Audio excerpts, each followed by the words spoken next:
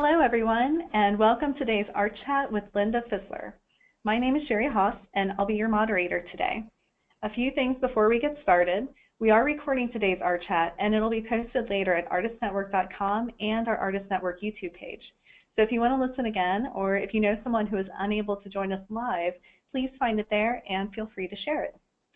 Also, we'll have some time for you to ask questions at the end of today's chat. If you look on your GoToWebinar control panel on the right side of your screen, you'll see a little question box, and that's where you can type in your questions for Linda and her guests at any time, and I'll relay them on your behalf. Okay, it's time to turn things over to Linda. Welcome, Linda. I'll let you take it from here. Okay, thanks, Sherry, and welcome everybody to Art Chat. Today we have Jennifer McChristian with us, and Jennifer has some really exciting and interesting workshops coming up. And when I talked to her on the phone, gosh, I guess over the last couple months, it became really interesting to me to hear about her philosophy and how she runs a workshop and what she likes to do in the workshop and different things like that. So I thought we'd take it from the perspective of if you ever wanted to conduct a workshop, these are things that you would need to think about. And Jennifer, I haven't been to one of Jennifer's workshops, but Jennifer and I have talked a lot over the last few years, I guess ever since we met at, oh gosh, what was that, Weekend with Masters. Yeah, in California, in San Diego. So we've been together talking and about art and all different kind of things for that many years. so welcome, Jennifer, and Thank you. I appreciate your time in doing this. And then let's skip to like the first question that I've got here, and it's like, tell us how you structure your workshop. Do you prefer 3 or 5 day workshops, or is there a progression that you go through each day that kind of makes sense to you that you found works for your students? Well, typically I like to do 5-day workshops as opposed to 3, although I am open to doing 3-day workshops in the future. There's so much information entailed when doing a workshop, so I try to break it up into segments throughout the week, focusing on different topics and stuff, so I can give them bite-sized, manageable information that they can digest throughout the week. So it's really depends on how I organize it, but usually it's 5 days, and on the first day I have an orientation in the morning, and that's basically when we meet, and then I hand out student notes and their packets and stuff with little complimentary viewfinders and stuff, and then that's kind of it takes about maybe an hour and a half or so, and I just give them an itinerary of the week, and I talk about what they're going to expect out of the workshop and what I'll be covering. And I also like to do a little round robin thing with the artists and the students, so they can kind of introduce themselves briefly and say what they're there for and what they expect out of the workshop and what they'd like to learn, and their weak spots and their strengths and so. So that kind of helps to break the ice and lets everyone, get to know each other. Mm-hmm. And then in the afternoon, the first day I kind of keep it relatively easy and relaxed because some people are coming from long ways. They might be jet lagged and stuff, so I usually start at 10 o'clock, and then once the orientation is over, I'll do a black and white or value exercise, which I emphasize a lot during the workshop. And then in the afternoon, they're on their own to do the exercise that I show them. And of course, I do individual critiques where I go around and talk to everyone and see their progress. So that's on the first day.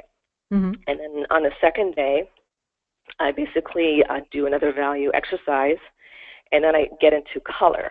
So again, like I was saying, it's a lot of information, so I don't want to bombard them with too much stuff on the first day. So the second day I kind of ease them into color, and I talk about my color palette and my limited color palette and mixing greens and grays and all that stuff. And I do also a little swatches, color demo swatches. So I'll mix the color in front of them and talk about what I'm doing or which colors I'm mixing to get what I want and stuff like that. And Mm-hmm. that takes quite a bit of time because I'm introducing color to them, and I'm also still talking about design, which is part of the value subject that I talk about on the first day. And then in the afternoon, once I do the demo, in the afternoon, they're they're set off on their own to do their value exercise, and then also a small little color comp, which is basically just, taking a small panel and just doing like a little color comp and just kind of practicing color and stuff like that.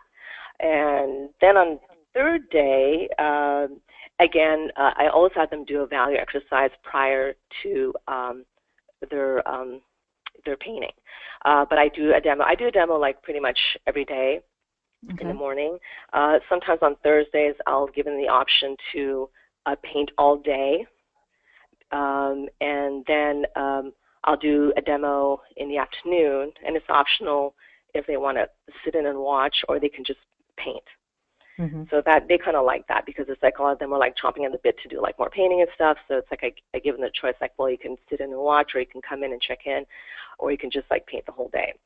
And then on day 5, again, I do a demo, and then they they paint and stuff, and I try to do like a little closing lecture where we do like a show and tell, and then maybe I might go into a Q&A and talk about other stuff, like marketing and whatnot. So each day is pretty much structured.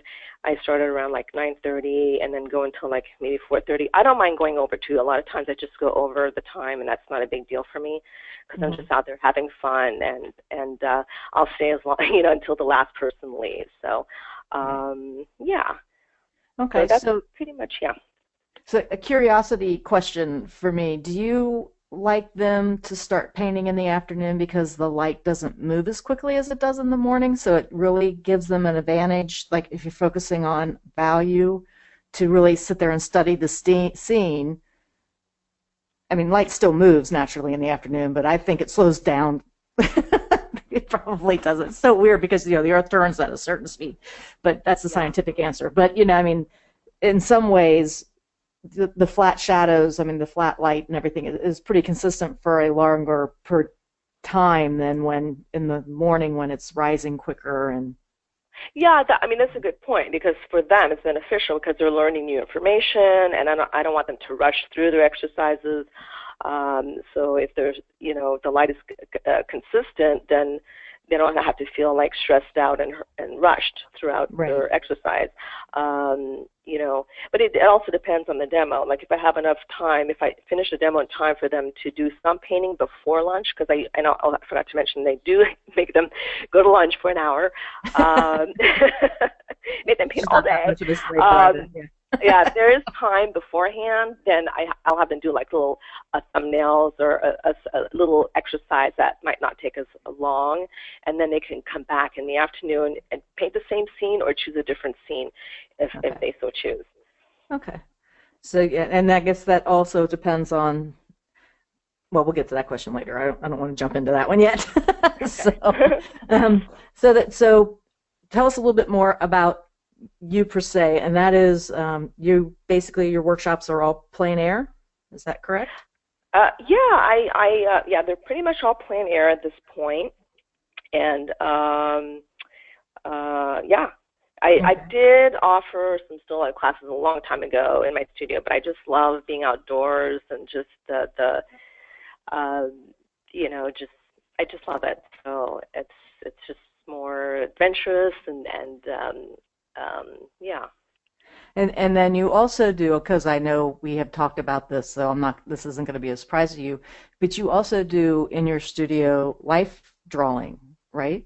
So you have models come in? Yeah. Yeah, those aren't instructed though. So we've been running those workshops for about maybe 16 years, thereabouts, 17 years. So those are the 3 times a week, and they're 3-hour sessions, and even though it's off topic with the plein air, I think it's a great idea that students really try to get as much drawing in as they can, because like painting to me is the basis of drawing is the basis of painting. So I think getting as much drawing mileage is wonderful, and I think it'll facilitate their painting during their workshop.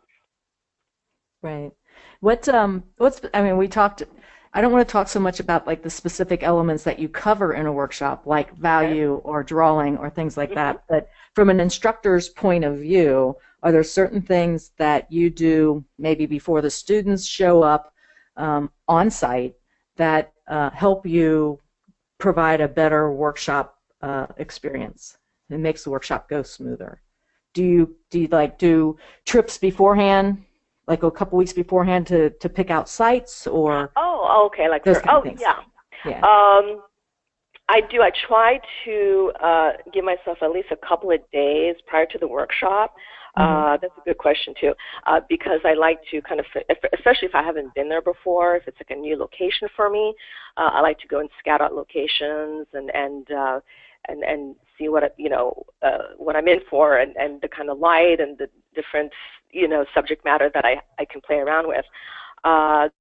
But the places that I've been to over and over again, like Ojai, I teach there yearly, so I know all the places, and I pretty much painted all of Ojai, so that's a little bit easier for me. But if it's like a brand new place, then typically I like to have some days beforehand, if it's possible, to kind of scout around and see what I have as options for painting.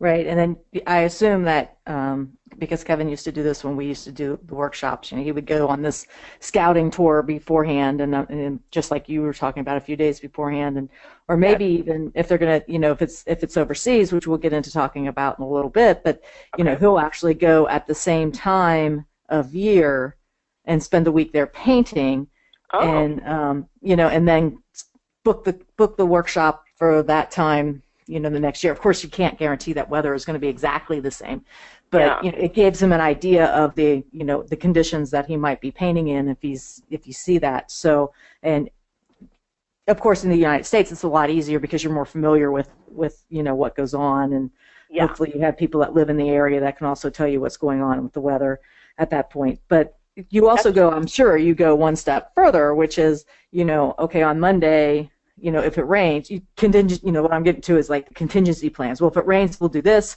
If it's sun shining, we'll do this. Right. So like every day you're figuring that out, because it is a plein air workshop and makes a big difference if, what's going to happen with the weather. That's true. I mean, that's a good idea to do that, go prior to the workshop, but I don't know if I have the liberties and flexibility to take that much time off. I wish I did, but I mean, even like if different weather situations, like that's a good point that you brought up. Like you never know what you're going to get. Like I remember teaching a workshop in Sedona, and wow, the weather's crazy over there. So it was like it changes back and forth from cloudy to sunny constantly, and it was like a real struggle to try to like talk to a demo, and everything was changing. And so I thought like, well, why don't I just do like 2 panels at once, like 2 little small panels, and then just paint when it's overcast, so I can continue, and stay in the momentum of the demo. And then when the sun comes out, then I'll just go to the other panel. I mean, that would be the easiest way to handle that kind of lighting situation. Okay, we're just going to call you Miss Monet. 15 different panels laying on the ground, and you're picking them up, right? Well, because the students might get like frustrated if I'm sitting there like looking at my watch waiting for the sun to come out. So, because you want to keep the light consistent to what you're doing, to your original plan. So I thought that was a good way to go about it. But so far, I haven't, other than Sedona, I haven't really come up with that kind of really radical changing weather. It's in California, it's pretty consistent. It's like sunny like all year. Poor thing. I know. It's hot. But so yeah. And then if it's if the unusual case of like really severe weather, of course we'll go inside. And I'll have the students either paint from photo reference that they bring from their home or whatever, and I'll still basically cover the same topics and stuff.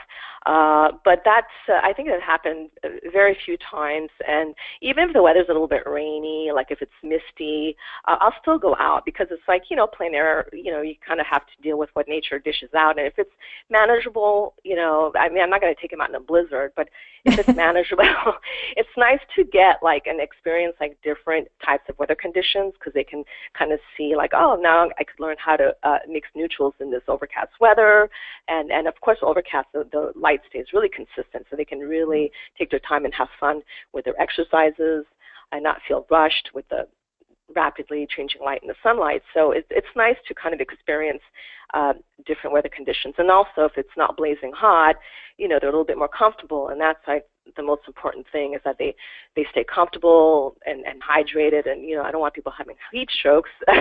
And, so just comfort, is important. But yeah, if it's like really severe, of course, I'll take them inside. Yeah. So when you're planning a workshop, like you said, you were talking about values, and you have a few nice little tools that you give out, like the value comp, so that they can actually hold the little, some people call it red square or whatever, up, so that they can take the color out and actually see the values. That's one thing that you concentrate on, and then naturally drawing. Is there any other particular art skills that you hone into when you're working on your workshops and figuring out what you're going to be talking about? Well, I break up the workshop in like 3 major parts, and like the first couple of days, or the first days, like I talk about design and composition and value. I mean, they're all kind of interrelated anyways. And then the second part I get into is color, because like color theory is like, they have like, that I could talk about that forever, and you can have like a year-long workshop on color. So I try to give the information in a very kind of informal, basic. Talk about like primary colors and tertiary colors, how to mix greens, how to make grays and stuff like that. I don't want to throw too much technical stuff in their direction because they're just going to like look at me blankly and like,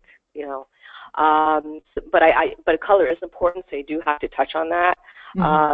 And then towards the end of the workshop, I get more into like technique, using a different like tools like palette knife and just different brushes to create different effects. But that's not really that important because to me it's more about like how to structure a painting properly and get the right initial plan so you can really enjoy the process of plein air painting and just blocking in a good design. And it's not about like finishing, a masterpiece. It's more about like how do I structure my painting so it reads well. And the students really enjoy the exercises. They seem very simplistic, but in the long run they enjoy the process, and it's something that they can handle, and they feel a little bit more comfortable with the aspect of plein air painting. It's not so daunting.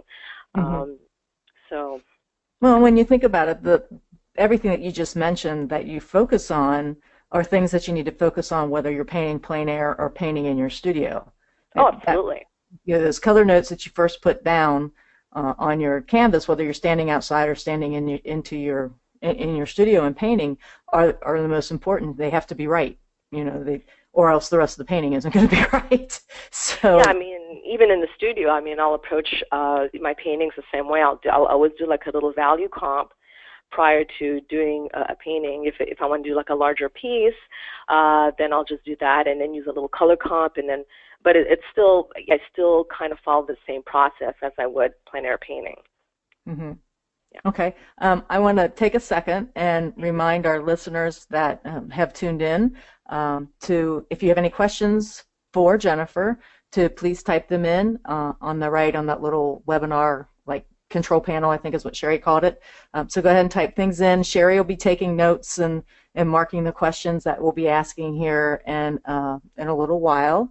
But I just wanted to remind you all, because we're getting further along into the webinar, and I might forget to remind you, so go ahead and do that.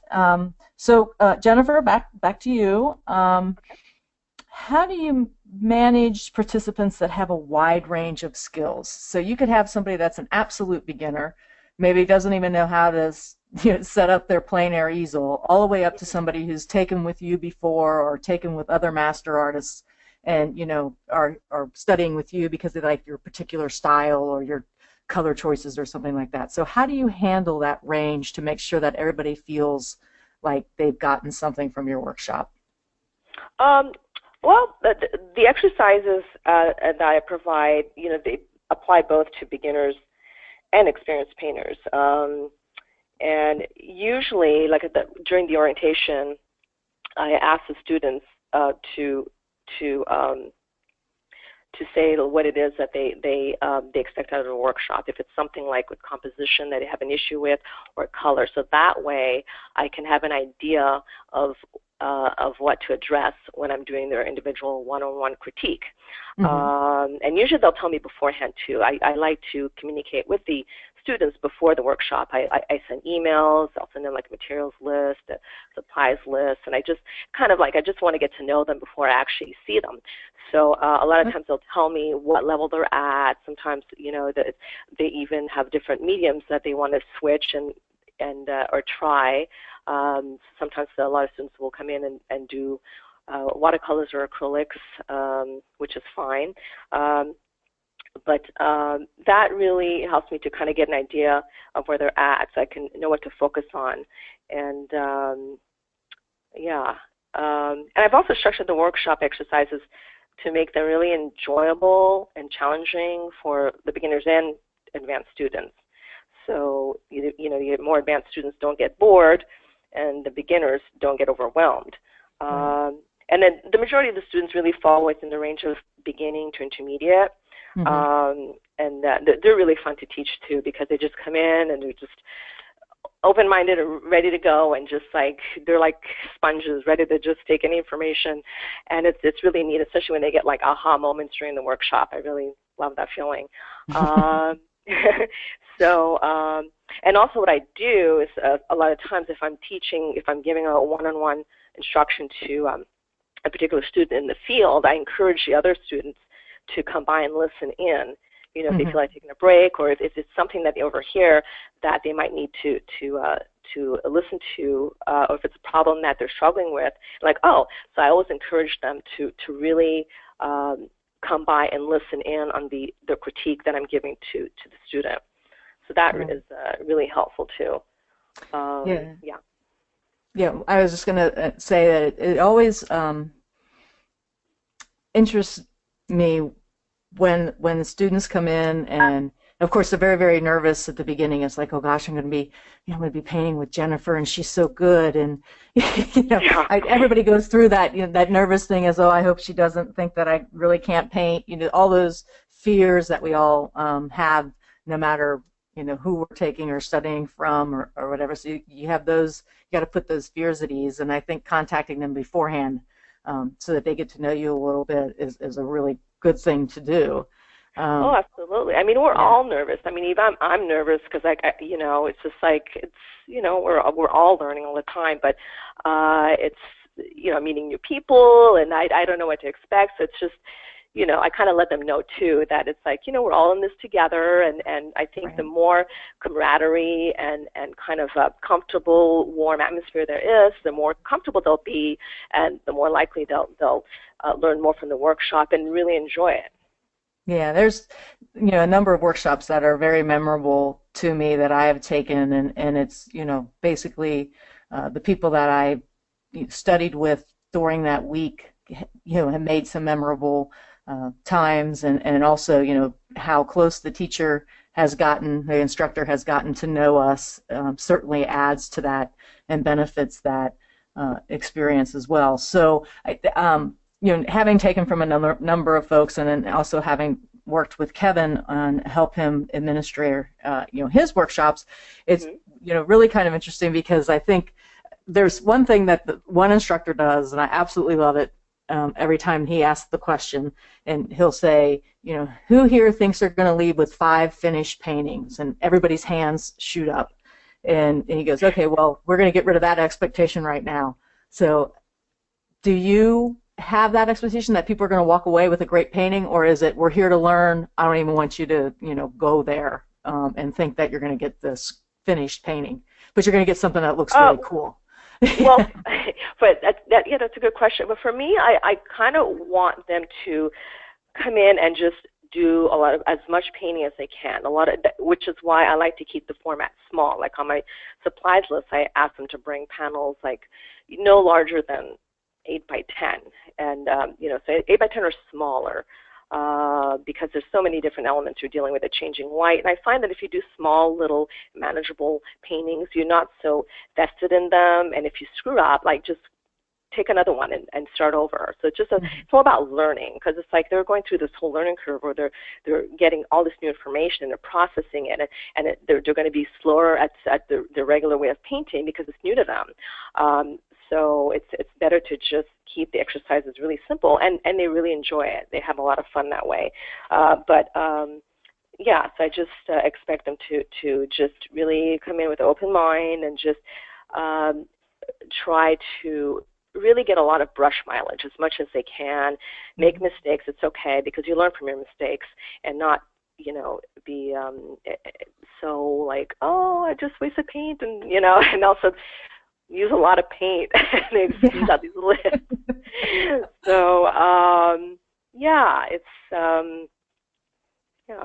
Yeah, I have that with my students and that I teach inside down at the art center. It's I say, okay, lay out your palette, and they squeeze out one drip of of color, for each color that they have on their palette, and I'm like, really?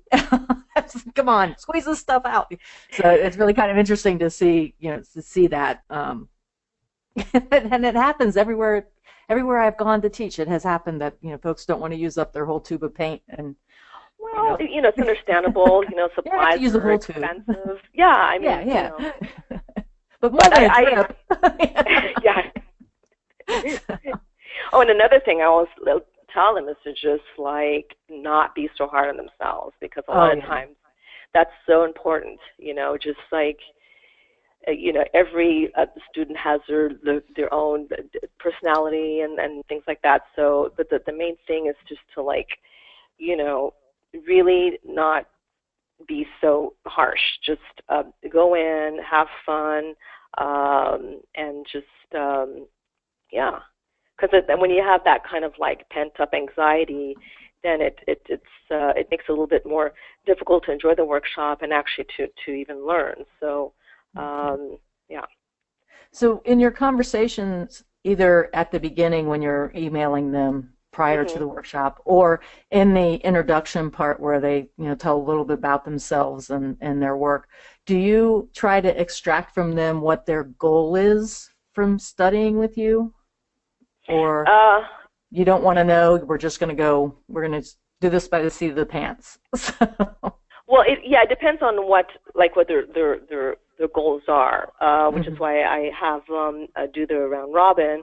So then a particular student might really want to focus and stress on composition. So when I go and do the individual critique in the field, then we'll talk mostly about that, and I'll kind of assist them in helping them, deal with like issues with composition and same with color or value, because everyone has strengths and weaknesses that they bring. So I like to kind of help them, break through the bad habits of their weaknesses, and then also really emphasize their strengths and make sure to point that out. Yeah, I mean that's good. I mean, we all do have typically what I've found is me either being in a workshop or conducting a workshop and having students there. Everyone really does, whether they know it or not, have goals that they want to accomplish.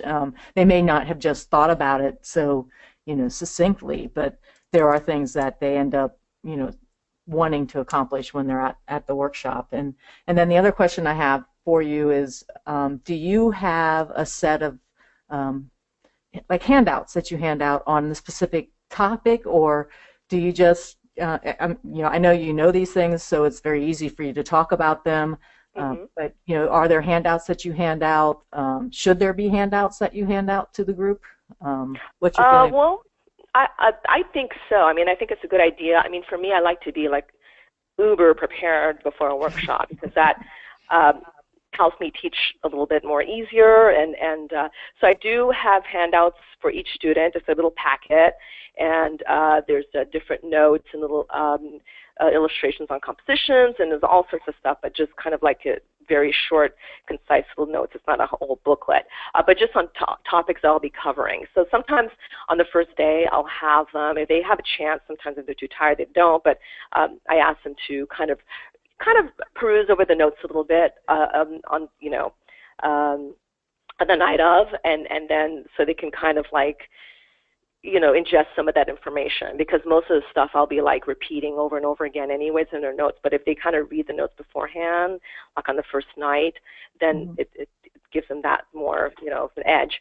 But yeah, I provide the notes, and usually in the notes, depending on what workshop I do, I provide maps, phone numbers for emergencies, and a little complimentary viewfinder, and then a little value strip, because I work with a 4-value system, and that has little holes in each value block so they can kind of compare the color when they hold up the strip.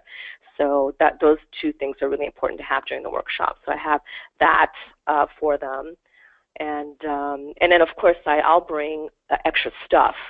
Sometimes I'll bring extra easels, because you never know, somebody might, lose it on the flight, or it might break or whatnot. And I'll bring extra Gamsol for people who are traveling by air, and extra paints, because you never know. So, and of course, extra panels. Somebody might run out of panels, so I'll always have extra panels for them to use. So I just want them to be prepared and just have all the stuff they need for the workshop, because there's nothing worse than like not having enough stuff, or running out of things, or things breaking. It really kind of doesn't make it fun. Yeah. It can be frustrating for the student. Yeah, well, one thing I'm going to do is I'm going to go off of our little question list, but you'll be able to answer this, because I just know you will. And I want to actually just say, hi, Ben, because I know he's listening. No, he's not here. He's actually he's at work. Not?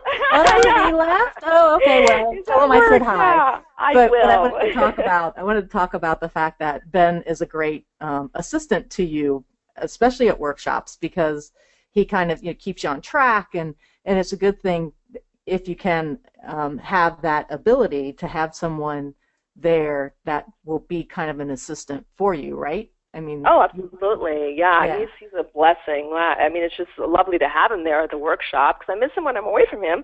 But he kind of he is my assistant, and he'll kind of like handle like non-artistic needs for the students. Like, let's say there's a student who brought a brand new easel. She never opened it before. She's having trouble putting it together. He will do that, and he will, if it's like a very hot climate, he'll go around handing out chilled water bottles to the students. So, making sure everyone's comfortable. So that helps me too, because then I can be more focused on teaching and instructing, rather than like worrying about all these other little things that might take up time and tire me out. So it's really, really nice to have them there. Yeah. So if you can, bring along a friend who doesn't necessarily, I'm not talking about as a student, I'm talking being the instructor. That's all Jennifer needs, is everybody to bring a friend, right? So. And also, just in case I sleep in, well, that never happened, but, he's kind of like my alarm clock. It's like, Jennifer, wake up, you got a workshop to teach. Slave driver. Exactly. Yeah, so if you are thinking about offering workshops and you want to instruct and things like that, maybe, just ask a friend to come and be, Ben, hand out the water and, make sure everybody's having a good time. And Ben is great. If you've never met Jennifer's Ben, which actually Tom and I call you Benifer. Oh, that's okay. I've heard it back here. Yeah, so many times. I know. But it's okay. Nothing unusual, nothing new about that one. But anyway, right. Ben has a great sense of a great sense of humor and things like that. So he'll actually keep you laughing and things. So, an assistant isn't something that necessarily, if you're throwing your first workshop, that you think about. But after you throw that first workshop, you're going to be, boy, I wish I would have had, this extra set of hands and this person to kind of keep me on track and things like that. It works out really, really well. So just a little tip that way. I mean, it's just also plein air workshops it's a little bit different as opposed to like teaching indoors. It's a little bit more controlled. I might be able to do it by myself if I was teaching in a studio environment because everyone's there together. But the plein air, everyone's spread out, and I have to run from student to student, and also he keeps track of who is where. So and lets me know so I don't miss on seeing someone or talking to someone in the afternoon because I like to see during the afternoon session that they're painting, I like to see them at least 2 times, 3 if I can, depending on how large a class is, but during the beginning process of their painting and then the middle stage and then the end stage. So but it's a lot of work. I try to really give as much time and attention to each person that they need. So, with him letting me know like who I miss and stuff like that, it kind of keeps the workshop running a little bit smoothly and a little bit more organized. Right. So I want to step back a second to something you mentioned when we were talking about the skills and techniques and what you focus on and things like that. And you mentioned the 4 value system, which I know what that is because we talked about it. And I'm sure most people do, but you basically want to limit your students to use 4 values. Is that correct? Yes. And can you give us a little reason why? It keeps the design a little bit more simple, and also, when you're out in the field, you're looking at your scene, and you're basically going to be seeing millions of values. So keeping it to 4 value system helps you to break the major shapes and simplify your pattern. So light and dark pattern. So you're better able to kind of construct a nice, concise, simple, strong design. And it's basically like editing, whereas an area might have like 4 very closely related or 3 closely related values. You kind of have to edit and make it 1. It just keeps the design plan a little bit more simple and helps them to break down all these little broken shapes a little bit more concisely. I don't know if that makes sense. But. Yeah, it does. Typically, an I don't want to say an arrow, but an error because it's not really. It's just how we're trained to see growing up or whatever is to always go to the detail. Always go to the detail, and all of the time, typically, it's like everybody wants to paint every leaf on the tree when it's like, no, that's a big shape. Don't paint the leaves. And when you'll find out when you're sitting there painting the leaves that typically what you'll end up doing is changing a value before you change a color because you're getting down to a very, very small detail. And next thing you know, you have all these values all over the place and you lose that strong feel for the painting. Staying in 4 values, if you just used the 4 values from white to black, if you will, and paint it that way, again, like Ansel Adams, when his black and white photographies, you see the strength of the design so much quicker with that 4. Yeah. So yeah, it just simplifies. It just simplifies a complex scene because it's very overwhelming. There's a lot of information going on, so you have to kind of like, okay, how am I going to handle this? And so, and that's why I have them do a black and white exercise every time, like before they actually go into color. And on the first day, actually, I have them do just black and white exercises. And sometimes, depending on the student, one might enjoy the exercise so much that, she or he will tell me like, oh, I'm going to do value for the rest of the workshop. So I'm not opposed to that. I do want them to do some of the other stuff, the color, but if that's something that they really feel that they need to work on, then that's fine too. It just helps to get the general light and dark pattern, and it just so you can translate that clearly into a painting. So but it's such an aha when somebody gets that, that value thing by doing the black and white values, and when it finally clicks, it's such an aha to see it. I've seen it so many times, and they feel like they've accomplished so much, and it's a great moment for both the instructor and the student. I think when that happens, it's just so cool. And of course, squinting is very important. Yes, they hear that a lot. squint, squint, squint. That's like, of course, that'll help you to break down the values into 4, but that's a huge factor. Squint. Yeah. So as an instructor, and this is going to be like, we'll go into talking about what workshops and things you have coming up here after this question, but as an instructor, what expectations do you have of your students? Let's see. Well, I expect them to, like I said earlier before, to approach the class like with an open mind, ready to learn, and just leave any like preconceived ideas on the door so they can, benefit fully from the workshop. Of course, not to be hard on themselves, and see the workshop as an opportunity to, to harness and adapt new skills, for successfully painting on plein air, and not like come in expecting to go home with like 2 masterpieces. That's not the main focus of the workshop. And then of course to have fun and be relaxed, and to actually do the exercises that I tell them to do. Actually listen to you. And also to, of course, to be respectful of each other and not monopolize, the other students' time and stuff like that.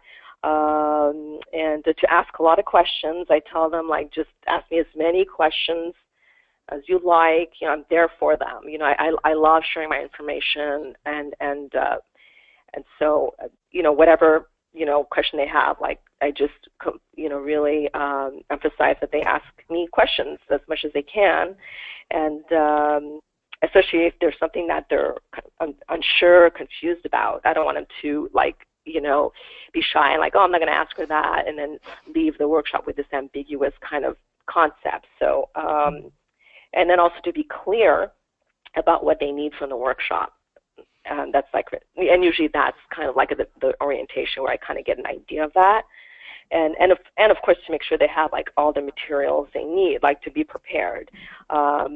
That's really important too, because it's like sometimes they'll show up and they're missing brushes, or they have the wrong type of brushes, or there's not enough paints, or they got the wrong colors that that are not listed on the list, and so that just makes it a little bit more kind of frustrating for the student during the workshop. So I just want to make sure that they're all prepared and have everything that they need, so the workshop can run smoothly for both me and them. Right. Sounds good. Anything else that? And I expect them to bring me dark chocolate. There you go. I knew there was something. I know, right? Right. I just have to put that in. Yeah. I knew there was one more thing.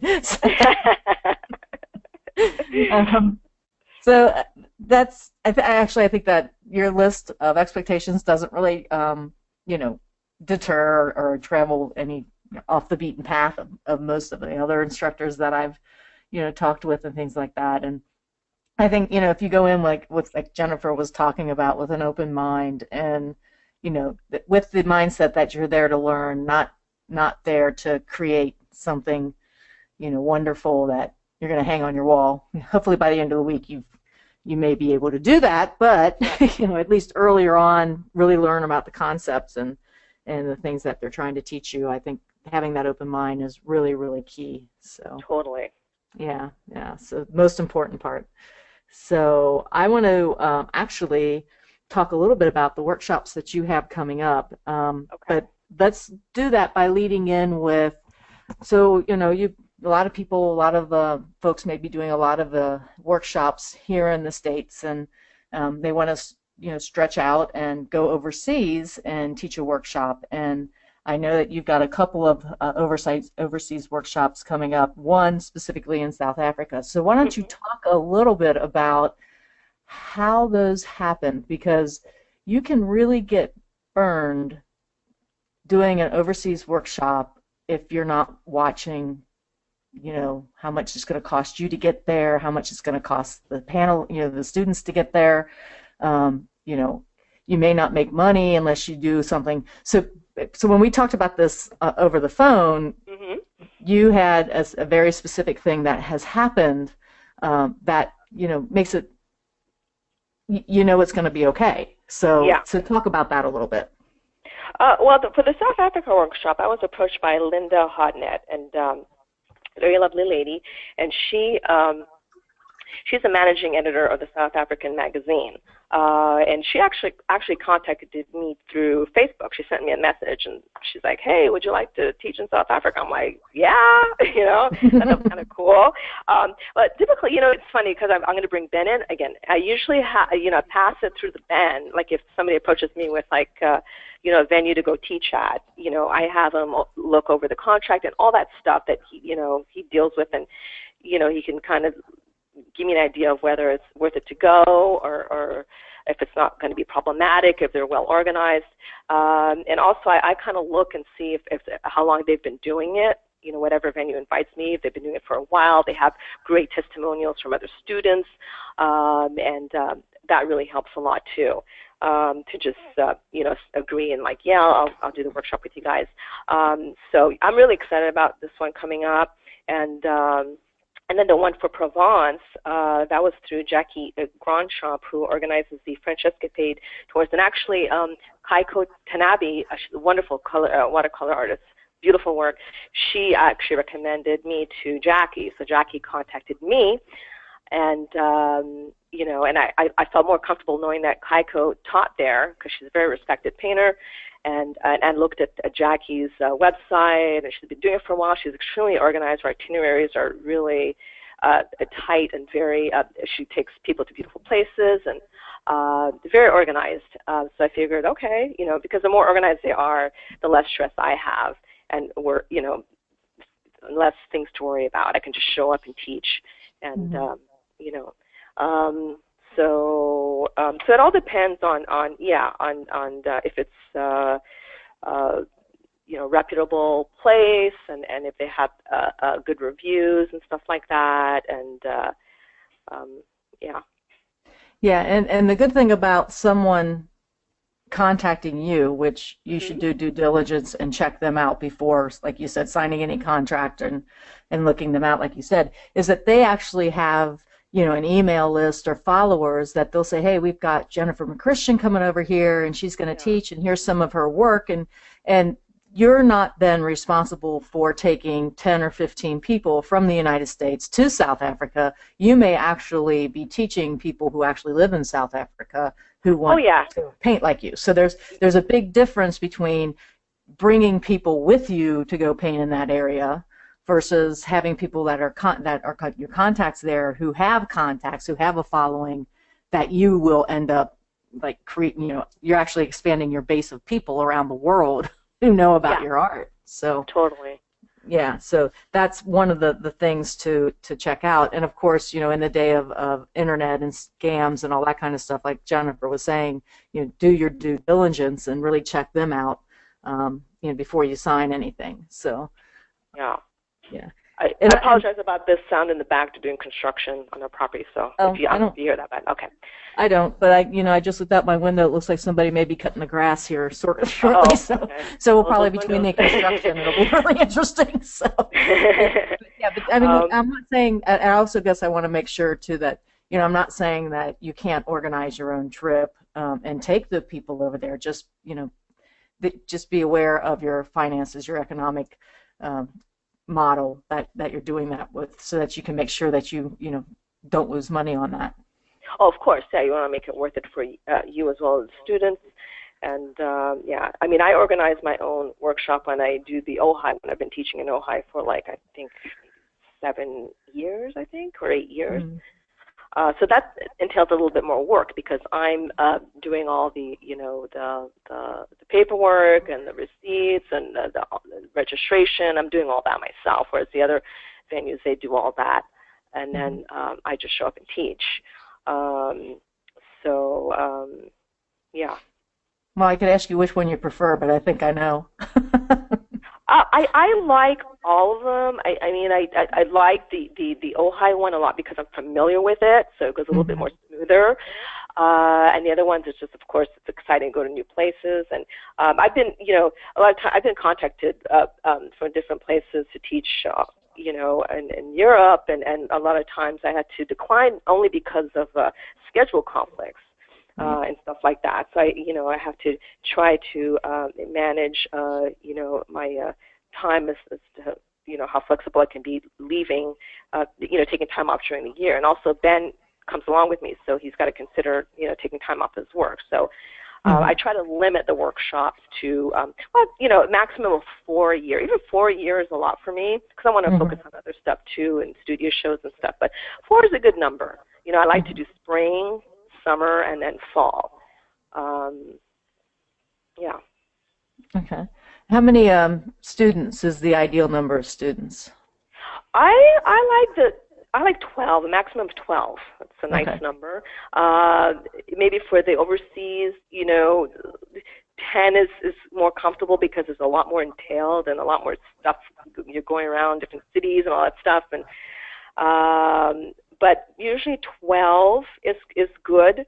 And not any more than that. However, I am going to be teaching in South Africa. I'm going to be teaching 2 workshops back to back, and I'll have like about maybe a week in between each workshop. And both of them are like 15 students. One of them is sold out, and I think another one has like 4 spaces left. But that's a lot of students. So I really will have to prepare myself. Okay, so we talked a little bit about South Africa that you've got coming up, and you have Provence, and so are those the only 2 that you have? No, actually I have also, of course, my Ojai workshop, which I will be doing in, I always do my Ojai workshop in April. It's a nice time of the year to do it, and that's going to be in 2017. I haven't listed the dates yet on my website, but I will be doing that probably like early August, mid-August at the latest. I'll have all my dates on there. I do have the dates for the Provence. That's up and ready to go, and there's a button there you can click on if you want to register. All the information is on there. And then I also have a workshop we're still working out logistics for that, but I do have a workshop in Nantucket that's going to be in September 2017. And, of course, I'll have the information for that as well on my website very, very soon. And then, of course, the Big Sur workshop, which I teach at Essalon. I would say that's one of my favorite places to teach. I think is that what you were asking me?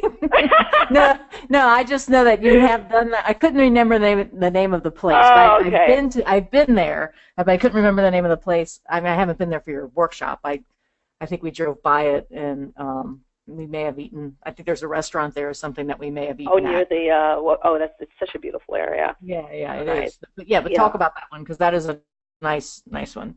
Yeah, that one. I've been teaching at the Fisler Institute for about maybe 6 years. I'm so bad with time. It goes by so fast. I lose track. So I love it there. They're very, very organized. They run a tight ship. They teach all sorts of workshops throughout the year. And I like to either go in June or October. But since I'll be in Provence for next year around that time, I'm switching it to October, which is a lovely time to go too, because they have butterfly migration, and also the weather is much better than June. It's actually more clear. In June they have a lot of like overcast mornings and stuff, but in October it's actually nice and warm. The skies are always clear, so I'm excited to be teaching in October. That's going to be 2017 October. Again, also I'm still working on the dates for that, and I will have all that finalized on my website very soon. So that's important. Is in the Big Sur, in case folks don't know where that is. Oh, Big Sur, Big Sur. It's a really lovely place, and the nice thing about that particular location is that you have the beautiful mineral hot springs to enjoy after you paint, and they have the best masseuse therapist, so you can get a massage after a hard day of painting.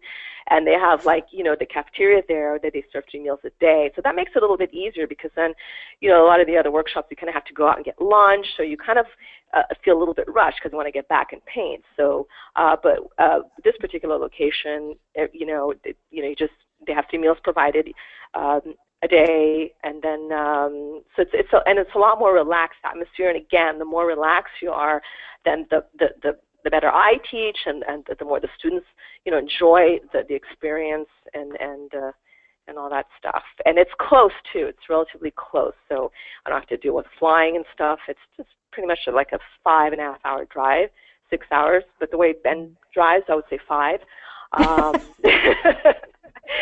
So yeah, I know. But yeah, so those are the 4, like Ojai in April, and then Provence late May, early June, Nantucket September 2017, and then Big Sur Eslon in October 2017. Again, I'll have all the dates set up on there by mid-August. And just to put it out there, if you're not on my newsletter email contact list, you can always go on my website and click on the newsletter icon, and then you can just subscribe. And then I send newsletters out, probably like 4 times, 5 times a year, and then people can be updated about like the workshops that are coming up, if I updated any shows, whatnot. So so that's a good way to also be in the know. Like if once I get all my dates up, I can just send a newsletter, say, hey, all the dates are up and you can register, blah, blah, blah. So if you're not on my newsletter contact list, then yeah, just do that.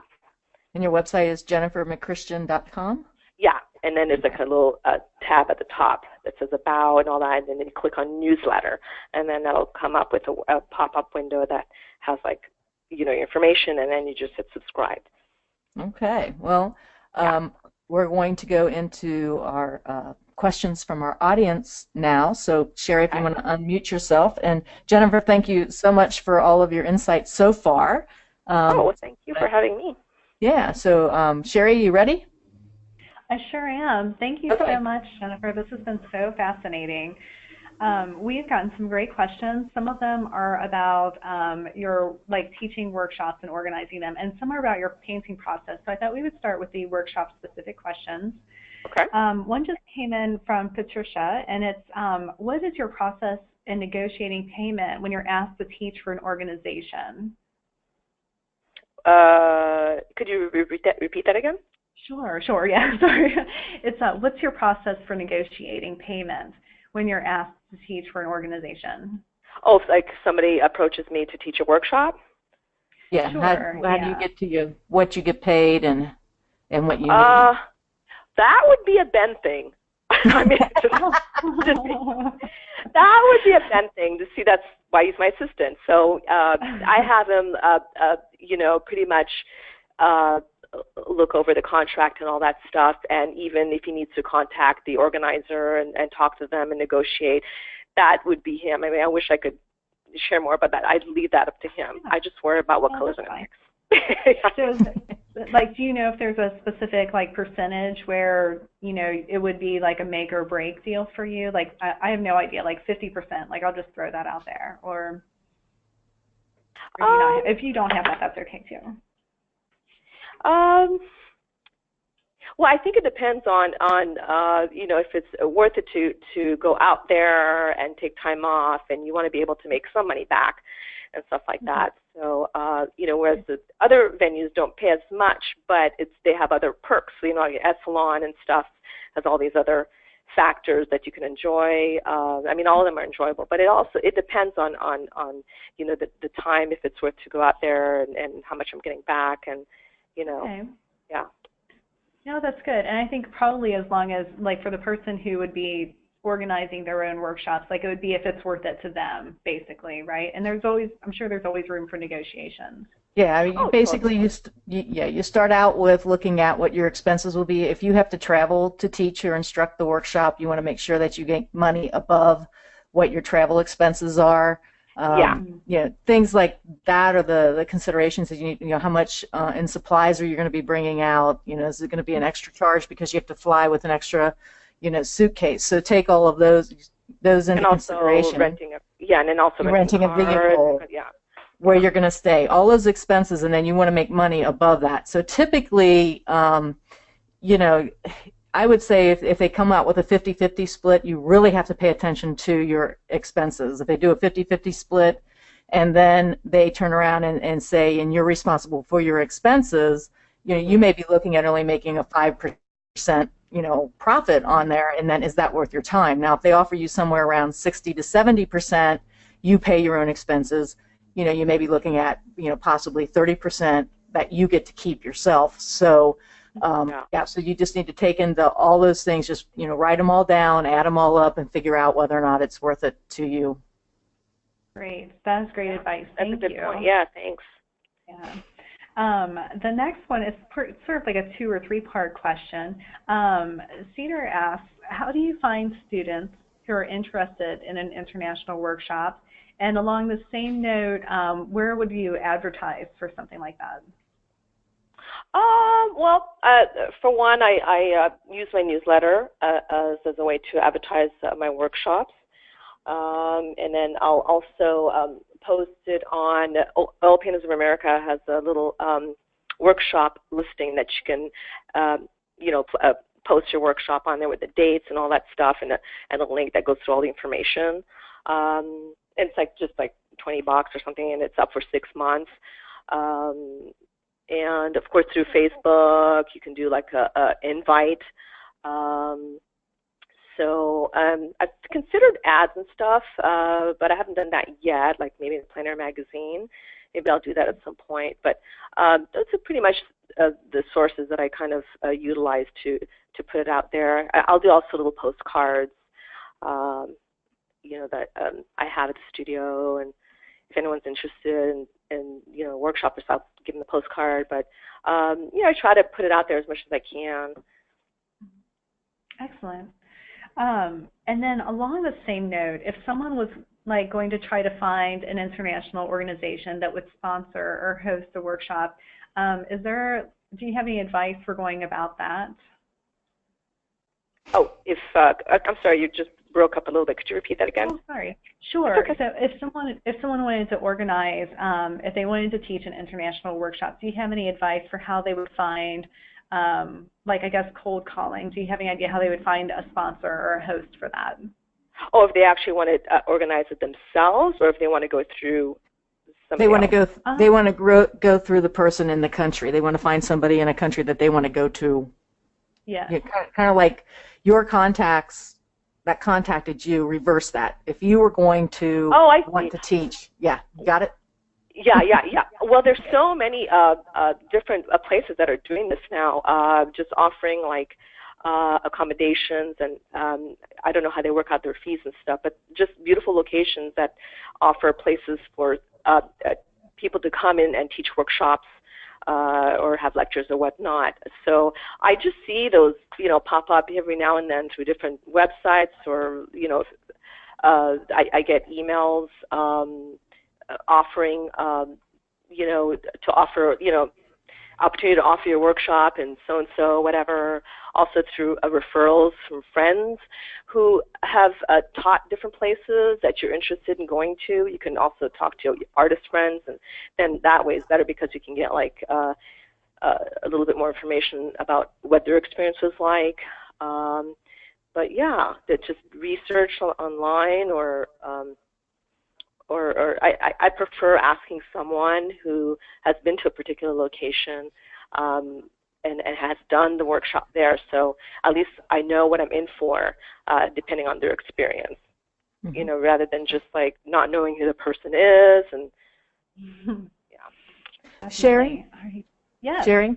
Yeah. I don't know if Artist Magazine still does this or not, but in the back, like last 3 pages, gosh, this is probably years ago.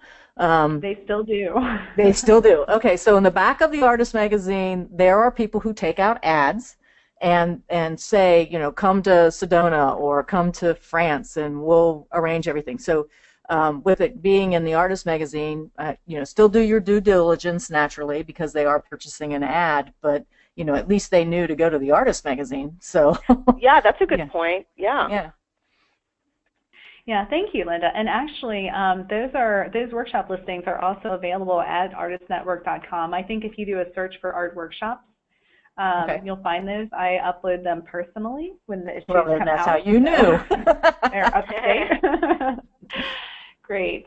Well, moving on, we have some questions about your actual paintings, and one in particular is this is interesting because you are painting in plein air. Kathy has asked if you could talk a little bit about composition and focal points. Okay. Let's see, composition. Well, that's basically the first topic that I get into during the workshop, and which is another reason why I have them use their little viewfinders that I provide for them. That's very important.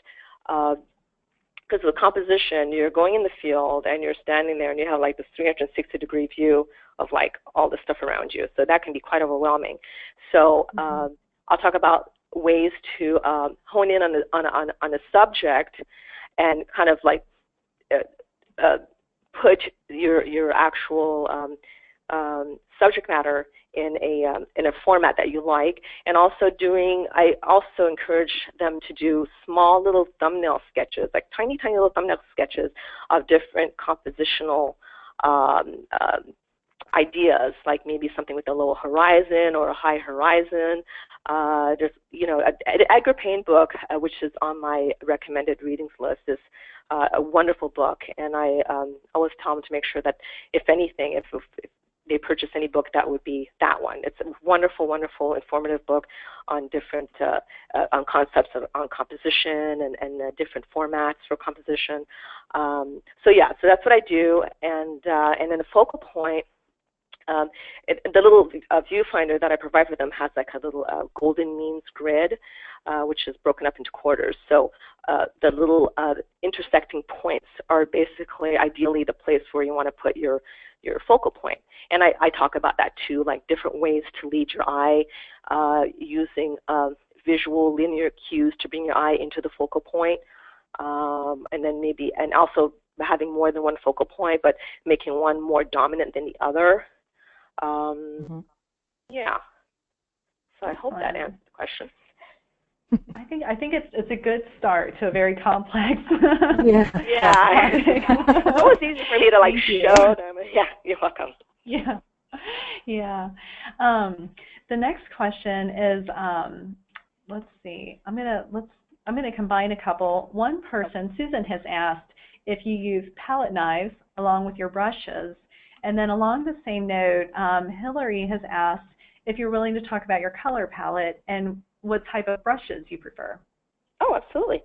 I do use a combination of like my brush and the palette knife. I use my palette knife a lot when I'm mixing my colors, because that way it keeps the colors clean. Whereas a lot of times, people will dip their brush into the solvent and then start mixing with a dirty brush, and because a lot of people ask me like, how do you keep your colors so clean? So if you're not washing your brush regularly or wiping off the paint that's on there when you're mixing a new color, you're going to start polluting those nice, brilliant, beautiful colors that you want to mix, and then it's going to turn into mud, and it's not going to have that vibrancy that you're looking for. So I mix a lot with my palette knife prior to, first, I figure out like what value it's going to be, what color, and then once I get the exact color and value and temperature and intensity that I want, then I'll go ahead and use my brush to block in, the shape or whatever. Once in a blue moon, I'll mix with if I'm like in the zone and I'm painting and I'm just on momentum, I'll use my brush a little bit if it's like a small little area. But typically when the beginning stages, when I'm working in all the bigger shapes, I like to use my palette knife because that forces me to use more paint. Because the worst thing is like when you're not using enough paint, and then you have to figure out like, oh shoot, how did I mix that color? And it's better to just have an ample amount of paint so you're not, your focus and process is not broken up, and when you're in the zone especially. So, and I also like to use a palette knife for other little things like scraping things and doing like little lines, like small little fine lines you can scrape off the wet paint and have the canvas show through. And if you want to do like a really thick impasto edge, I like to use that, the palette knife for that too. But that's mostly like the technical aspect of the workshop, which comes in later.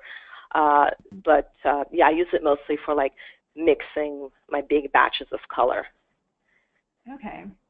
And you want me to go into the other question about the brushes and the color palette? Yeah, that would be great.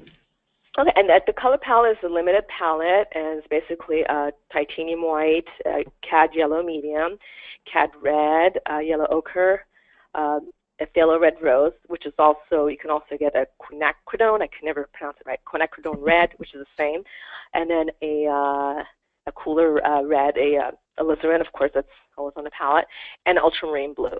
So those are pretty much the colors that I use, and I don't use any black. I mix my own. If I have to mix a really, really dark, intense color, this is during the second day when I do a color swatch demonstration. I'll show them how to mix really beautiful, rich, dark blacks that have a lot of color underneath, because just using straight black will just kind of deaden and kill the intensity of any rich color. And also, they can use, if they have excess dark color left over, they can use that, add white to it, and make some beautiful grays with that too. So there's a ton of colors you can mix with just a limited palette. And as far as brushes, I don't know if there's any more, if she has any more questions about the actual color. I can get into that too. Yeah, actually there is, and I didn't want to interrupt you though, but there is a very specific question. It's okay. Do you always use your Indian yellow and permanent rose tone, or are there certain situations, such as a gray day, when you would not tone your support with the Indian yellow and permanent rose? Regardless of the weather or the atmospheric light, I always use that tone. And yeah, that's a good question. That is a combination of the phthalo red rose and the Indian yellow, which I use a little bit. I put those on my palette, and then I kind of scrub it in with a slightly wet paper towel, and I just kind of brush it into the panel, because you don't want it to be too wet, because then it's going to pick up some of that color that you put on top. So when I paint, I pretty much just like kind of place the color down without blending on my canvas too much, because again, that keeps the colors clean, and it's more direct, and just it's more efficient. You know, once you get your color right, you put it down, you leave it alone. But I always stain it with that kind of salmony, beautiful kind of rosy color that I really like, and I think it really kind of unifies the painting, and I like showing little areas peeking through that kind of gives it a warm glow. But yeah, that's the combination of Indian yellow and a phthalo red rose. And I rarely use those two colors throughout the whole painting process, unless I'm mixing let's say I want to intensify, if I'm doing a bougainvillea, and I want to do like a number 2 value scale of a rich pink, without adding too much white, because white will kind of cool down the color and dull in it. So you want to keep that intensity of that beautiful rose. Maybe I'll use like a straight cad red and then put in a little bit of the phthalo red rose to give it that rosy, pretty color without affecting the value or making it chalky or too dark. Yeah, but those two colors, yeah, is what I use for the base. And I always, regardless of the lighting situation, I will always use the same tone, because it works either way. It works for a bright sunny day with shadows and nice muted grays and overcast weather. Perfect. And then your favorite brushes?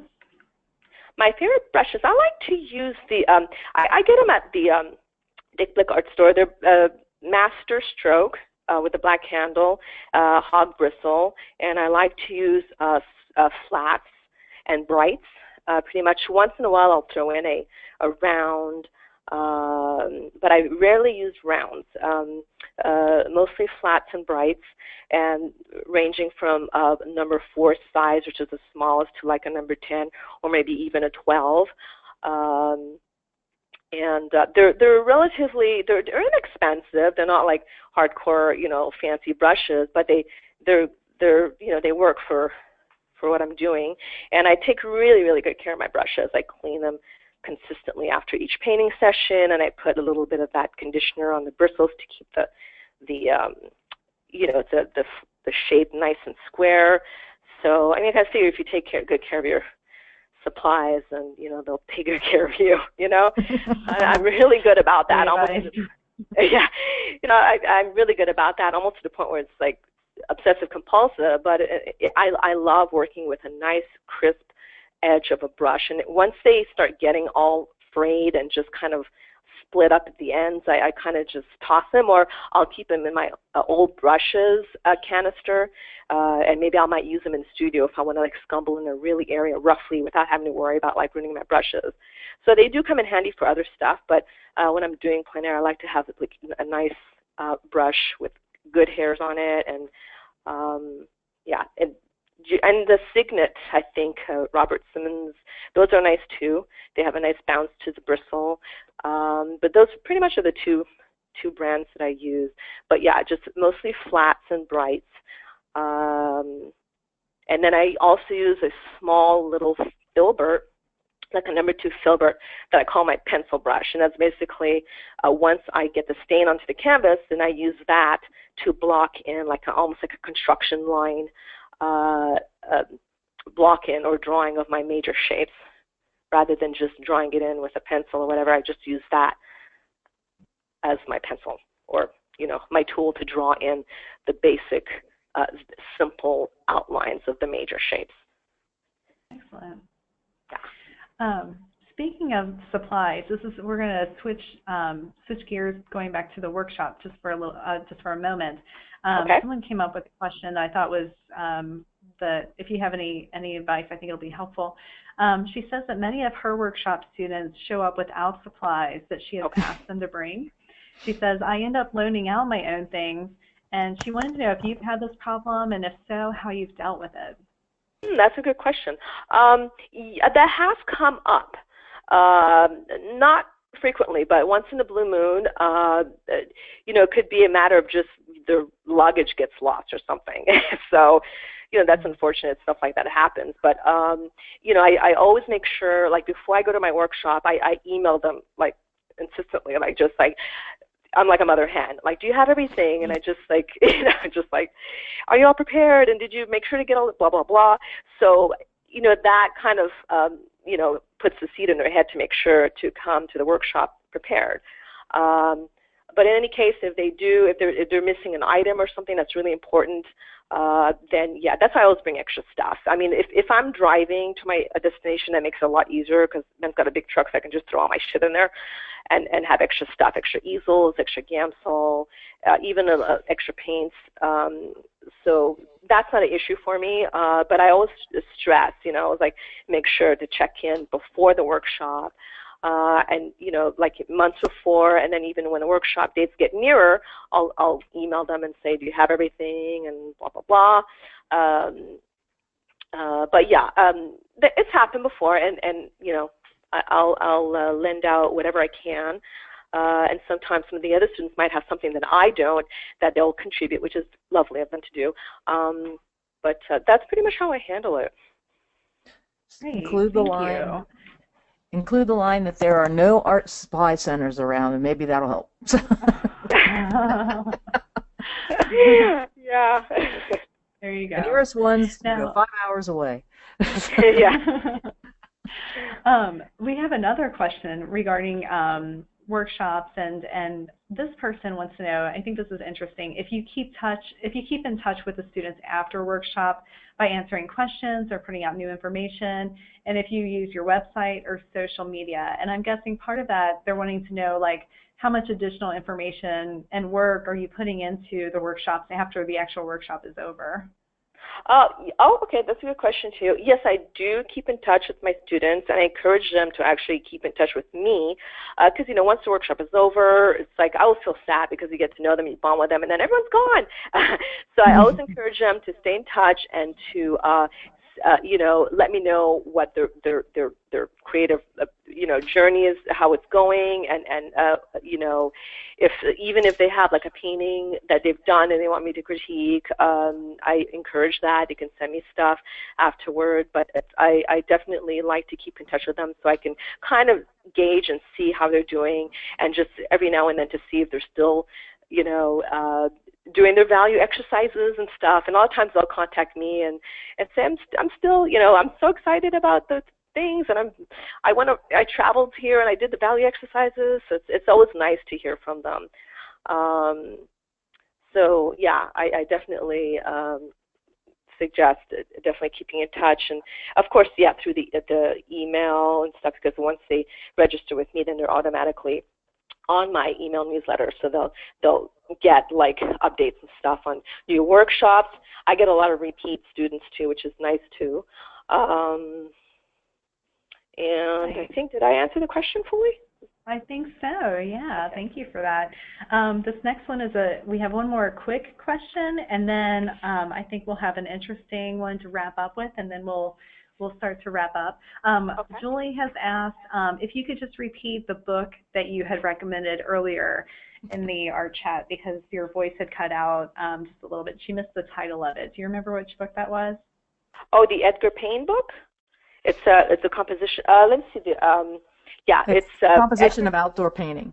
Yes, and it's a small book. You can order it online. It's, the prices vary. It's not a cheap book, but it's an interesting read, because it's very heady, but it's got a lot of amazing diagrams in there, and some really good theories about composition. And like I said, that's like one of the major books that I want students to bring with them. I have a whole other list of various books that are wonderful too, but that one is like really, really good. And what was the name of it one more time? The Composition of Outdoor Painting by Edgar Payne. Edgar Payne. Okay. I will, and everyone, I will see if we offer this at Northlight Shop, and if so, I'll be able to provide everyone with a coupon code for 10% off on it. So. Oh, awesome. And another one that I like is the landscape book by John Carlson. Oh, the Carlson's Guide to Landscape Painting? That one? Yes, thank you. Yeah, that's also on my list, along with the, of course, the Richard Schmidt, Alla Prima, Everything I Know About Painting is like, that's like a Bible. Love that book. Right. And then another one that I also recommend, the Painting the Impressionist Landscape by Lois Griffel. It's a really, if people have a hard time with color, that's a great one to purchase, because she offers like different color exercises in the book. They can be tedious and boring and annoying to do, but I know that when I did those exercises years ago, it really helped me to see color and be more intuitive with color, and just see subtleties a lot more than before I read the book. So that's it. If color is like, an area that you need to work on, that's a great book to get. And of course, the Oil Painting Workshop Experience by Ted Gershner is nice too. And The Art Spirit is a lovely read too, by Robert Henri. That's a nice one too. And of course, the Composition of Outdoor Painting. Excellent. And for everybody who's listening in, I'm going to share a link to this recording. So if you didn't get a chance to jot all those down, you'll be able to find it on YouTube and get that again. And I'll include as many links as I can in the follow-up email as well, because I know that we have Richard Schmidt's newest Alla Prima, the revised version of it, or the newly released edition, at least.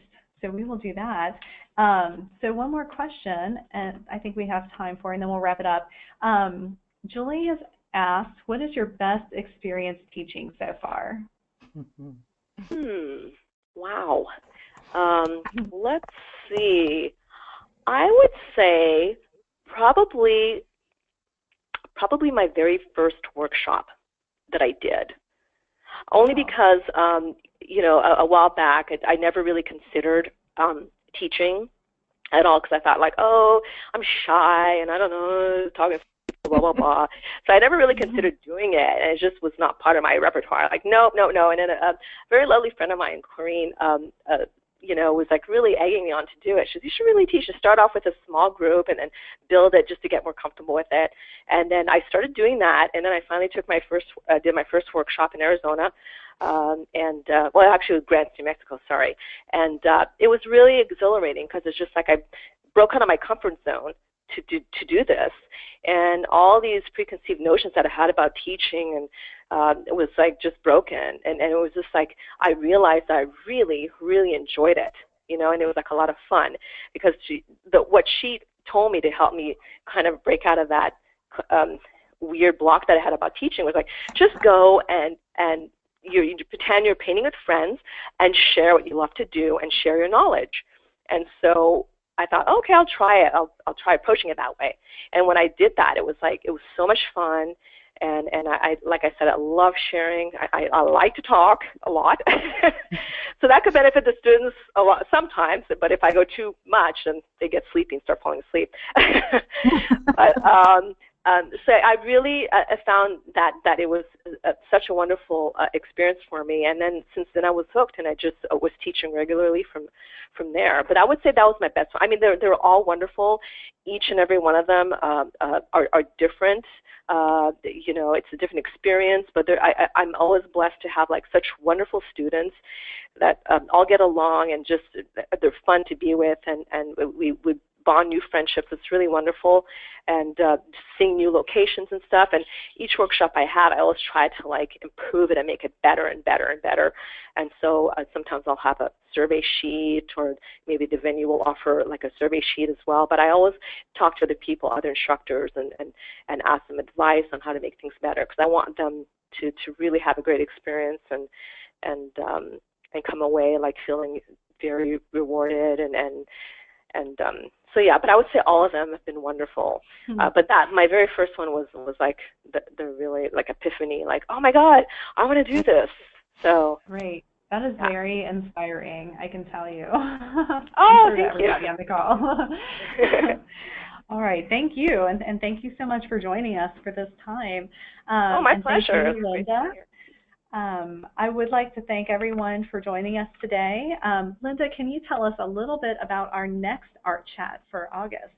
Yeah, our next Art Chat is going to be with Carolyn Anderson, and Carolyn and I have been chatting on the phone and sending emails back and forth to one another. We're going to talk about color, and if anybody has studied with Carolyn or has talked with Carolyn, you know that she really digs into like the science of color and pigments and how light reacts with that. So this is really going to be, we started out thinking that we were just going to talk color temperature, and then the more that Carolyn and I talked, the more we got into so many other subjects on that we just decided to call it exploring color, or something close to that title. Sherry, when she sends the email out, will end up putting the actual title down. But it'll be with Carolyn Anderson, and it'll be, I think it's August 24th, right, Sherry? I think so, yes. Yeah. So you'll see some emails coming out from my newsletter on that. You'll also see it naturally mentioned in the F&W Artist Network emails and newsletters, Sherry's newsletter, things like that. So keep an eye out for that. It's going to be a great conversation on color. Yes, thank you so much. Mm-hmm. I'm really looking forward to it. Mm-hmm. And thanks everyone once again for joining us today. If you joined us late, you can listen to the complete recording of this webinar soon at artistnetwork.com. Have a great day, everyone. Thanks, everyone. Thank you.